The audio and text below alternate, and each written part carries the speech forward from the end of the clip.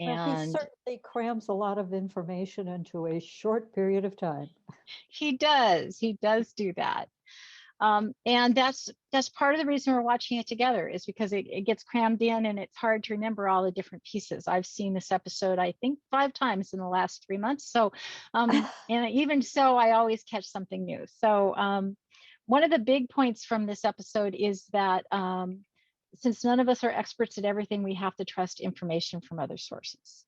And we're constantly being barraged, at least I believe we're constantly, you guys can question me on this. I believe we're often barraged to think that nobody is an expert or that we shouldn't trust the media. And that can be a real problem for everybody.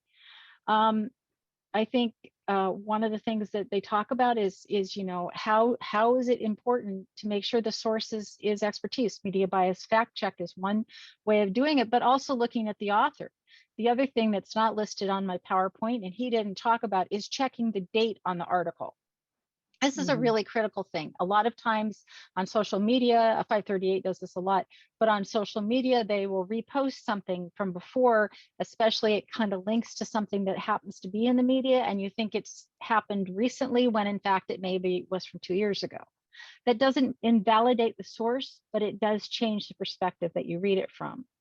So it also has to do with the source's verification process, which he talked about, that their bias and how they acknowledge and correct mistakes. And so for those of us who started out with paper newspapers, we're used to seeing corrections on little tiny print, like under the masthead or at the back page, but having big corrections is really important.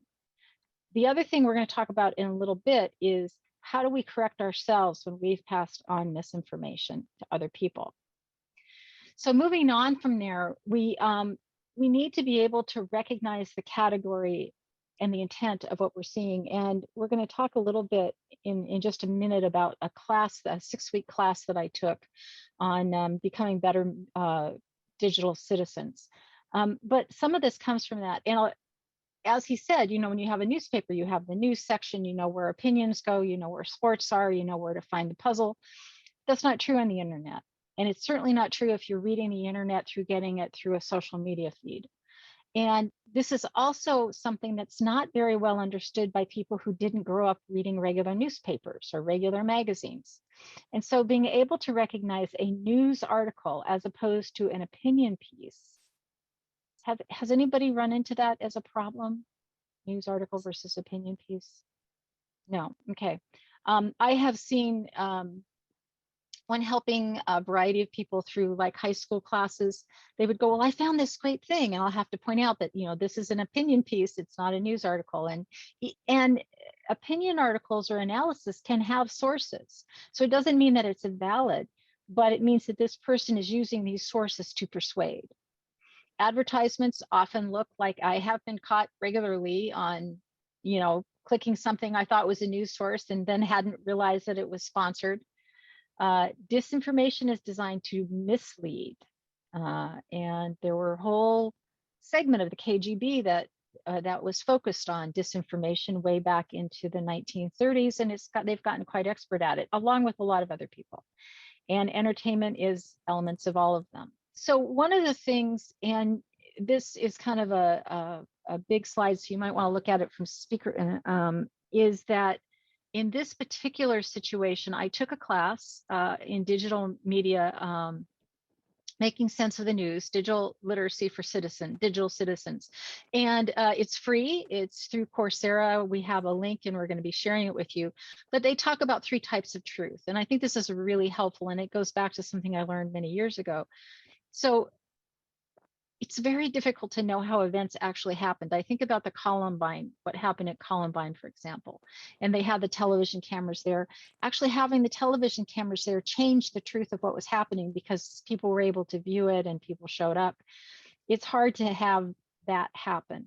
And so journalists aren't trying to get at the truth, they're trying to get at journalistic truth, which is the best obtainable version of truth on any given day. And that's the reason that stories are considered developing. And scientific truth is different as well. It's a statement of probability that's proportional to the evidence, which will change over time.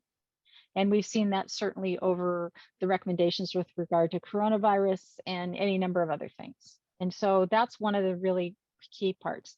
The other part is on the next slide, which is that there are 3 characteristics that you want to, when you're evaluating a source, you really want to make sure that they are using these characteristics. And reliable journalistic sources do this. They verify.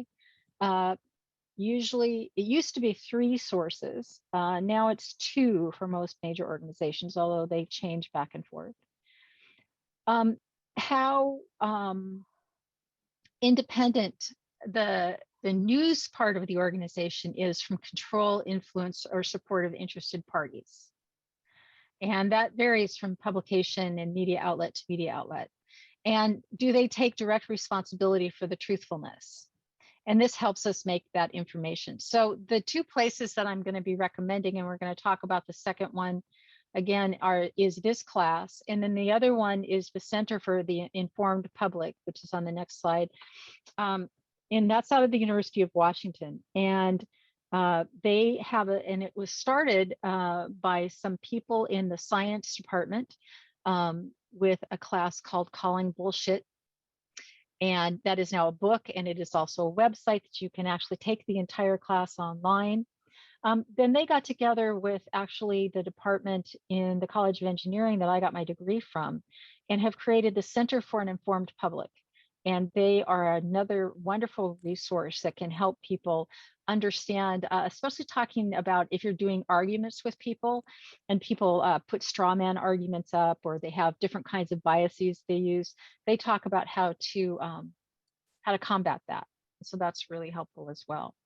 So now what we do is we're going to talk about today's episode a little bit more in depth, and with some questions, which really have to do with what do you do when you share, how do you, let me try that again. So the first question is, do you share why you trust a particular source or distrust? And so one of the core parts of this class, and one of the core parts of my crash course video, is talking about the individual's responsibility. So what is our role in making sure that we don't pass on misinformation or disinformation? So how do we do this? How do you, when you share an article, do you talk about why you trust that particular source, or do you just share it? And you can use the raise your hand button or unmute yourself. We only have a few people here, so go ahead, Judy. Yeah. I've been known to say, I haven't read this yet, or I didn't research this yet, but it was kind of an interesting, thought-provoking item. But I might start by saying that, I haven't had time to research it. I also have a very trusted fact finder for me, and it's called Catherine, sorry. Oh, me? Okay. Yeah, you. Okay. She corrects things for me. Yeah, I am one of those obnoxious people. Yes. Yes, I can be. I am trying to be helpful. Thank you, Judy, but sometimes people consider it obnoxious. Marcia, go ahead. It's helpful. Yeah, thanks. Go ahead, Marcia. I just want to make sure I wasn't muted. No. Usually when I pass something on, I pass it on as a link, so they get it right from the source, so they know where it came from. Well, that's good, but sometimes when I pass on information, for example, I say, I'm passing on this article because I've checked this article out, or because they have a high factuality on this topic. So sometimes I do a little introduction on it, so they get that, but there's a little extra work I do when I pass things on. So that's one thing that can be really helpful. The other thing that can, go ahead, sorry, Marcia. I have corrected myself when I passed on something that I found out was not true. And on the other hand, I remember getting something that I thought this cannot possibly be true. And when I checked it myself, it was. And I don't remember what it was, but I just, when I saw it, I went, oh, no, no, this can't be true. But it was. Well, that's actually really a good point, and it's also a really good that's a really good meter, is that if you get an emotional reaction from something, if you emotionally react to something, whether it's positive or negative, that's a really good cue to say, I need to do that lateral reading and go look it up.